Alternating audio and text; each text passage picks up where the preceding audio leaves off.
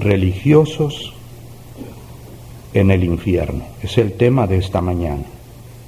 Es simplemente terrible saber que la gran mayoría de las personas que están en este momento ardiendo, atormentados en el infierno, en vida pertenecían a alguna religión, no solamente musulmana o budista, sintoísta, sino también católicos y bautistas, evangélicos y pentecostales.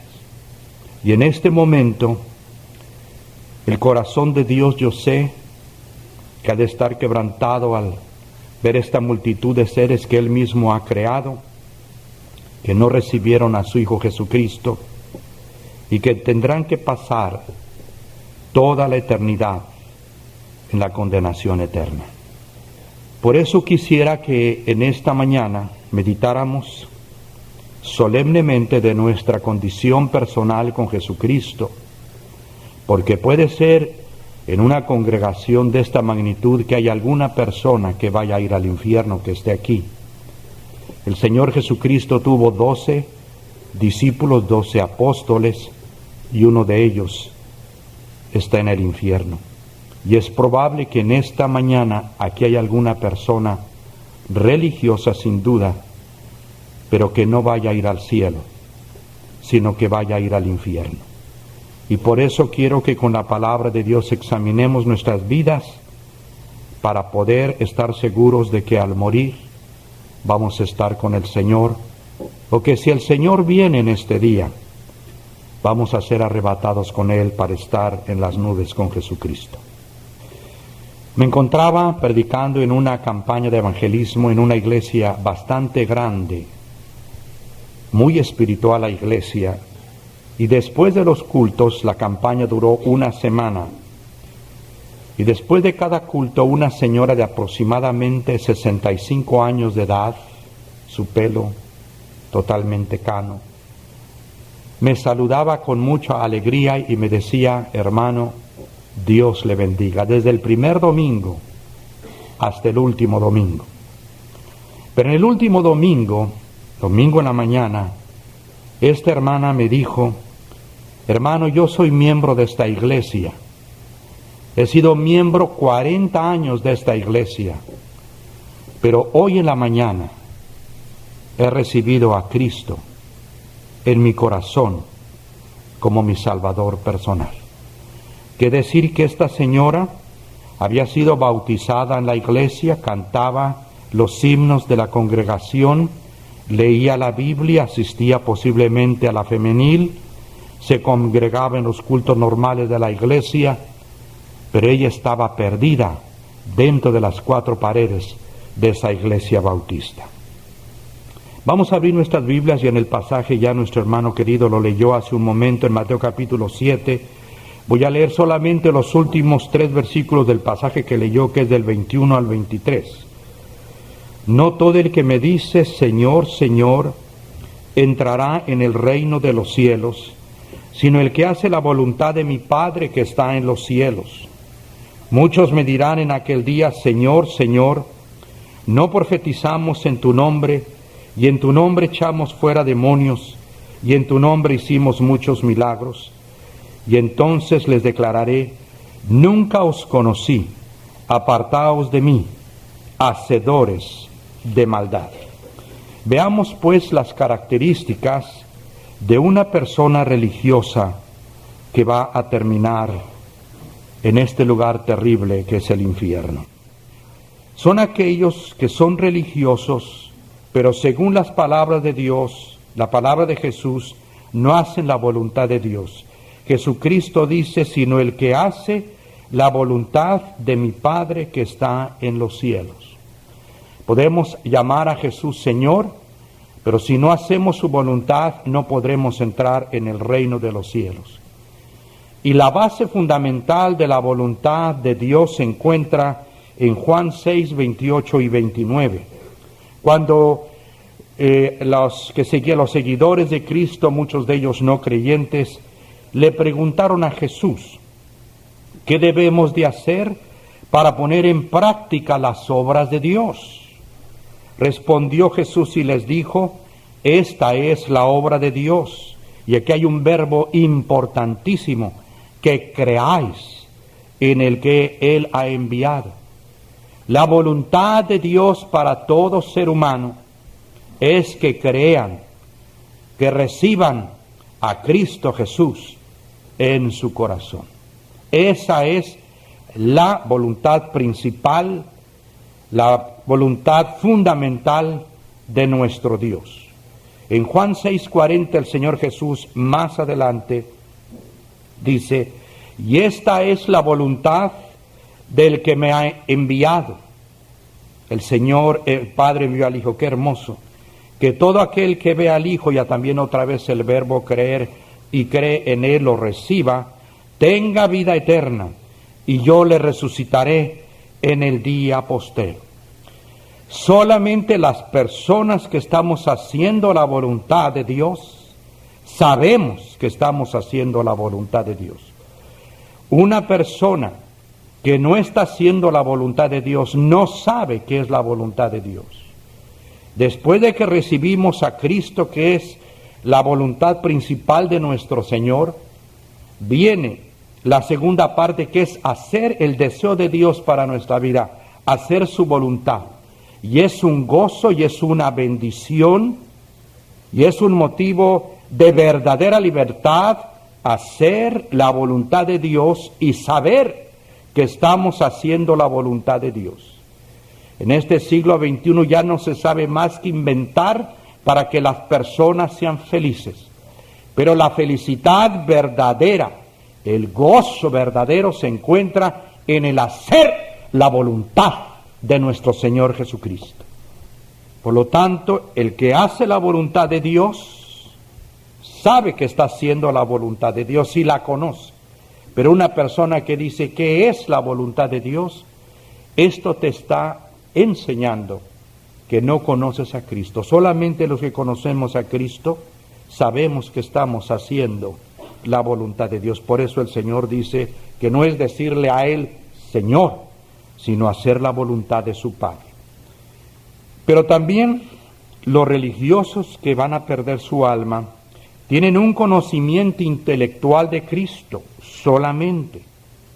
Por eso el Señor Jesucristo en este mismo pasaje, en aquel día, el Señor se está refiriendo a aquel día final, el Señor le va a decir a aquellas personas que profetizaron en su nombre, que echaron fuera demonios en el nombre de Jesús, que oraron a Jesús, que en cierta forma siguieron a Jesús, y el Señor les va a decir, nunca te conocí, porque solamente tuviste un conocimiento intelectual del Señor Jesucristo. El conocimiento de Jesucristo es un conocimiento que tiene que ser intelectual, pero va más allá. Tiene que ser una revelación de parte del Espíritu Santo de Dios. En Mateo capítulo 16, versículos del 15 al 17, Jesús les dijo a sus discípulos, ¿y vosotros quién decís que soy yo?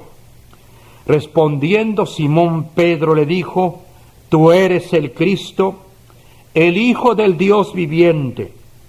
Entonces le respondió Jesús, bienaventurado eres, Simón, hijo de Jonás, porque no te lo reveló carne ni sangre, sino mi Padre que está en los cielos.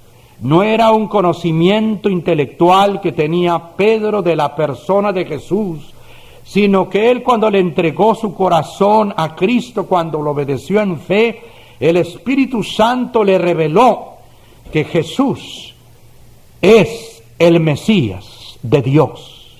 Es una revelación. Y si Dios no te ha revelado en tu corazón a Jesucristo, medita bien si has tenido un encuentro personal con Él. Muy peligroso no tener esta revelación de que el Señor realmente vive en nuestro corazón. En Gálatas 1:15 y versículo 16 también, la primera parte, está hablando Pablo y dice, pero cuando agradó a Dios que me apartó desde el vientre de mi madre y me llamó por su gracia, revelar a su Hijo en mí. Saulo de Tarso era un hombre enemigo del Señor Jesucristo y de repente se enamora del Señor Jesús. De repente él comprende el poder grandioso de la cruz del Calvario. De repente él comprende que Jesús es verdadero Dios, que Jesús era el Mesías que se estaba esperando. Pero dice la Biblia que la razón fue que Dios por su gracia se dignó revelar a su Hijo en su corazón. Entonces tenemos que tener a Cristo en el corazón y estar seguros que realmente el Espíritu de Dios vive en nosotros y que nos ha revelado a Cristo crucificado, resucitado y que vive en nuestro corazón. Religiosos que estarán en el infierno pueden ser bautistas, pueden ser metodistas, pueden ser católicos, pueden ser testigos de Jehová. Son aquellos que confían en ser salvos por ser religiosos. Hablando del apóstol Pedro en Hechos 22:4, dice el apóstol dando su testimonio, perseguía este camino hasta la muerte. Mencionaba que Saulo de Tarso era enemigo acérrimo del Señor Jesús. Sin embargo, Saulo era hijo de fariseo, como lo dijo ante el concilio, allá en Hechos 23:6. Quiere decir que él fue criado en una estricta religión. Él tenía que orar con su papá y con su mamá. Él tenía que escuchar las Escrituras y asistir fielmente a la sinagoga o al templo, y de lo que recibía daba el diezmo y se mantenía de guardarse de las cosas inmundas. Criado como hijo de fariseo. Después él tomó la decisión de ser fariseo y fue un gran fariseo, líder de los fariseos, conocedor de las Sagradas Escrituras, educado a los pies de un gran teólogo llamado Gamaliel. Oraba a Dios. Él conocía muy bien el Antiguo Testamento, parte de la Biblia revelada hasta entonces. Celoso de la religión, pero enemigo de la persona del Señor Jesús. Aquí puede haber alguna persona que confía en su religión y en su vida religiosa, pero no ha comprendido que no es eso. Es la persona del Señor Jesús. El cambio de Pablo no fue que él tomó una religión y dejó otra, no. Él renunció en cierta forma al judaísmo, pero se abrazó y le entregó su corazón a un hombre, el Señor Jesús.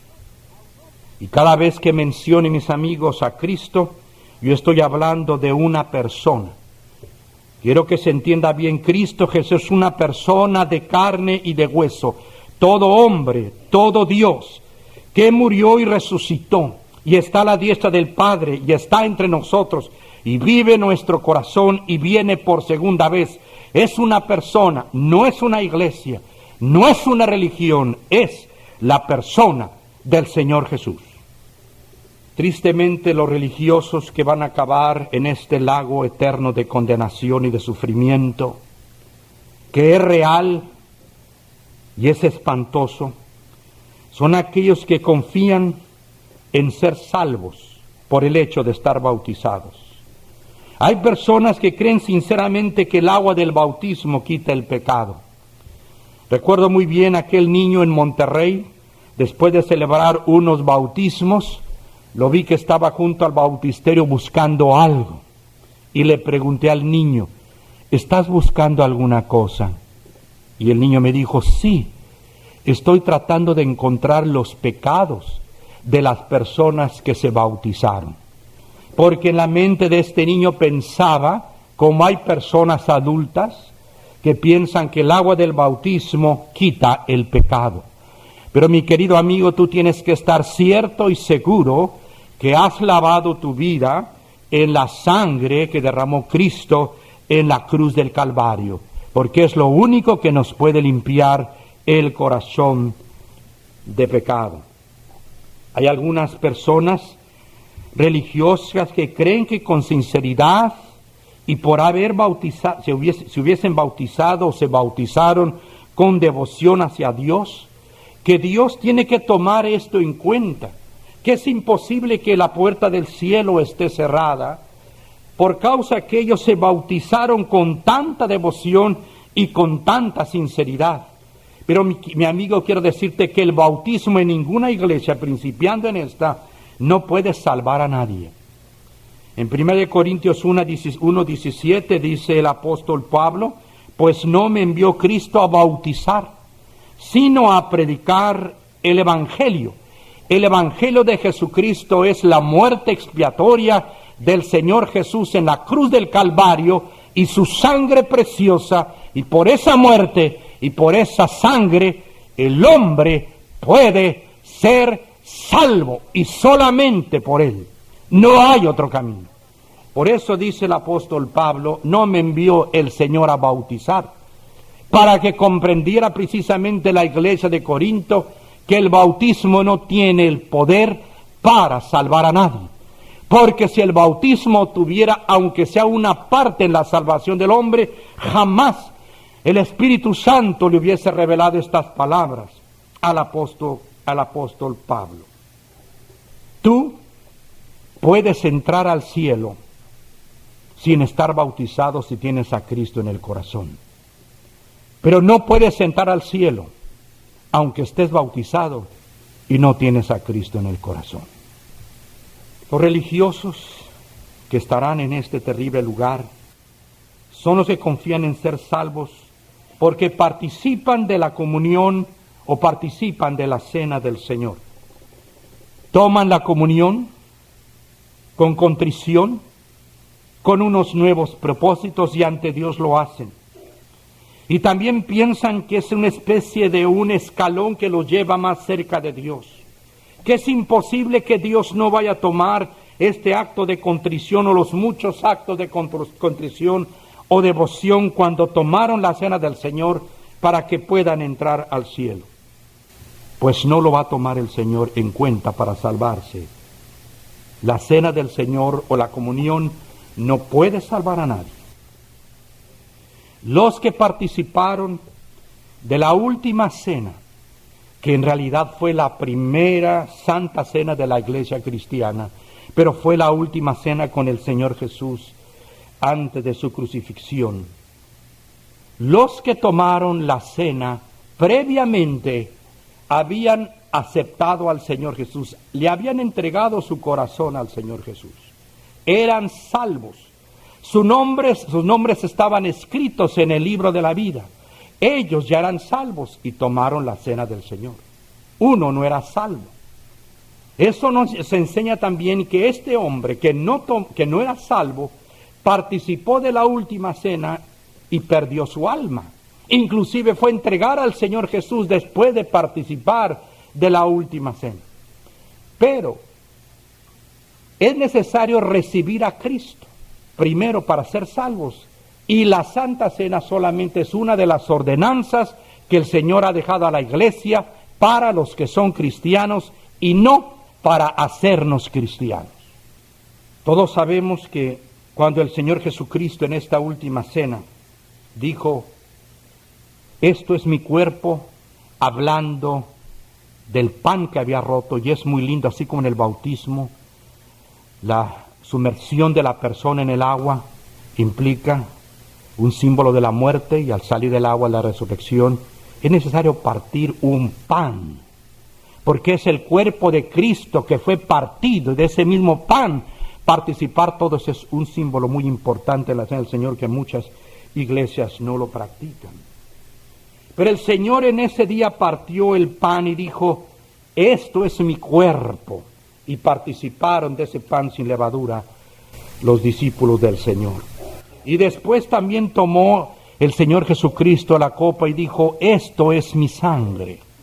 Pero lógicamente, los apóstoles estaban viendo el cuerpo del Señor Jesús y sabían que su sangre estaba corriendo en sus venas y en sus arterias, que eso forzosamente no era la sangre de Cristo. El Señor estaba hablando de que esto representaba la sangre del Señor que iba a ser vertida en la cruz del Calvario. Y que eso forzosamente no era su cuerpo, porque ellos estaban viendo el cuerpo del Señor Jesús. Si yo a una persona le enseño una fotografía de mi esposa y le digo, mire, esta es mi esposa, no tengo que decirle, mire, esta es una fotografía de mi esposa, esta realmente no es mi esposa, esta es una foto. Mi esposa real está en casa. Es lógico, hay cosas que no necesitan explicaciones, como dice alguien, son axiomas que no necesitan explicación. Entonces, el Señor habla acerca de que el cuerpo, el pan, representaba, simbolizaba el cuerpo quebrantado de Jesucristo por nosotros en la cruz del Calvario y su sangre derramada para el perdón de los pecados. Los religiosos que acabarán en la condenación eterna son los que confían en ser salvos porque conocen el lenguaje y la liturgia de la iglesia. Principalmente aquellas personas que nacen y crecen en el abrigo de una religión son las personas más propensas a perder su alma por el hecho de haber conocido el lenguaje y la liturgia de la iglesia y confían en ello para la salvación de sus almas. O por aquellas personas que han estado sirviendo en una iglesia por mucho tiempo y aprenden el lenguaje de la iglesia, la liturgia, sin haber recibido a Cristo en el corazón. Se aprende a cantar inclusive en el coro, se memorizan partes de la Biblia, el catecismo, y confían en ello para la salvación de su alma, y hay una confianza falsa inspirada por el diablo, porque él no quiere que recibamos a Cristo, diciéndoles, estás muy bien así. Pero hay muchas personas, si pudiésemos entrar por un momentito al infierno, y veríamos que hay muchísimas personas que conocieron los cantos, que oraron a Dios, conocieron partes de la Biblia, fueron activos en la iglesia, conocían su lenguaje, pero están perdidos. Los religiosos que van a estar en el infierno son aquellos que confían en ser salvos, por estar rodeados y tener familia muy religiosa o verdaderamente cristiana. Hay también una falsa confianza, que entre más cristiano o más religioso es un familiar, se piensa que eso le va a ayudar para que Dios le deje entrar al cielo. Hay hombres, y yo conocí a uno, que confiaba tanto en la religiosidad y en el cristianismo de su esposa.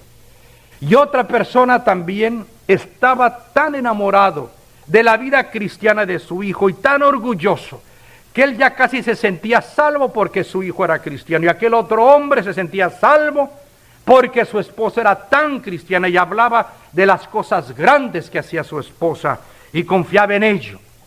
Y hay personas que piensan que porque papá es diácono, porque papá es predicador, o porque tengo un tío que es religioso, o una hermana que hace esto o aquello. No, mi querido amigo.